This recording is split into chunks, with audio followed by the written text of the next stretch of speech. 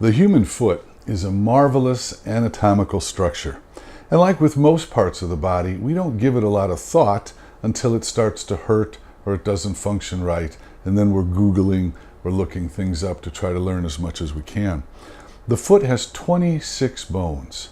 Mom, Dad, Grandma, Grandpa, Great Aunt Ethel, Great Uncle Joe, they can all be represented in one single foot.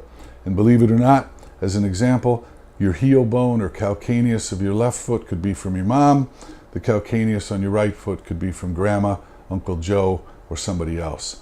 So it makes for a myriad of combinations.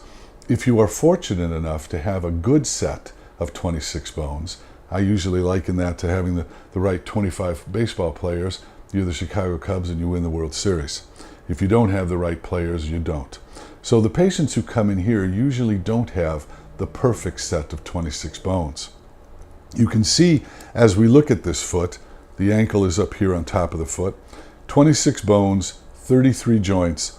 The rear part of the foot is made up of short, stubby bones. The forefoot, from the top of the arch to the end of the toes, is made up of long bones that are narrow and cantilever off here. So we have two totally different functions to the rear foot and the forefoot. What brings most people into this office is some problem with this rear foot, forefoot, both, or the fact that they don't interrelate with each other perfectly.